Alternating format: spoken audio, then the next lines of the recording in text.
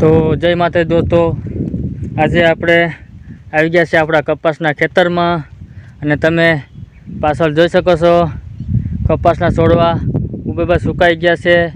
જોઈ શકો તમે ફરતો 25 વીઘાનો કપાસ છે. આ 25 વીઘાનો ખેડૂતોને આંખે આહુડા આવી જાય એવું છે. આ જોઈ શકો તમે 25 વીઘાનો ઘેરો છોડવા એમને એમ સુકાઈ ગયા. અત્યાર સુધી એવડો મોટો થયો, ઝીંડવા લાગી ગયા હતા અને પવનની ઝપટમાં આવ્યો એટલે અંધું પતાવી દીધું. પવનના હિસાબે કપાના મૂળિયા હલી તૂટી ગયા, પછી કપા લાંગો મારી ગયો. જોઈ શકો મારી પાસે તમે સ્ક્રીનમાં કપાસનો ઘેરો તમને લાગતો હોય છે કે લીલો છે છોડવા, પણ મતલબમાં બધો લાંગો મારી ગયેલા છોડવા છે. કારણ કે અત્યારે જોઈ શકો તમે પાછળ મારી દોસ્તો, ખેડૂતો માટે તો બહુ મોટી નુકસાન કહેવાય.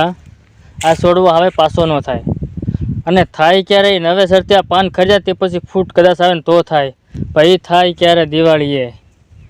જોઈ શકો તમે આખો ઘેરો. આમાં અમુક છોડવો લીલો છે, હવે અમુક છોડવા લીલોથી શું ફાયદો? એ તમને ખૂણામાં દેખાય ને, ખૂણામાં એ કપાસમાં પવન જ નથી લાગ્યો. એમાં ફરતા ઝાડવા છે ને વાડ જેવું છે, એ થોડુંક જ લીલું છે વિઘાક પૂરતું. બાકી તો બીજો હંધો આ પતી ગયો, લાંગો મારી ગયો કપા. હવે ખેડૂત કરે તો શું કરે? ખેડૂતો બિચારા મરી ગયા કપાસના ઘેરામાં. એક તો આમાં વરસાદના પાણી, નદીના પાણી આમાં ગરી ગયા હતા, એમાં તો બસી ગયો, પણ આ પવનના હિસાબથી જ વયો ગયો કપા. જોઈ શકો તમે સ્ક્રીનમાં. હવે આને ખાતર કે ગમે એ કરીએ તોય આ છોડવો થોડો પાછો હમણાં તાત્કાલિક બેઠો થવાનો છે. સુકાઈ ગયેલો આ છોડવા હાવ સુકાઈ ગયા,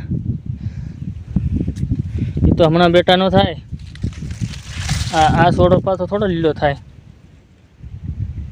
આ છોડો લીલો થાય આપણે જાણે આજ થઈ શકે છોડવો. હાવ સુકાઈ ગઈ છોડવા લીલા ન થાય કે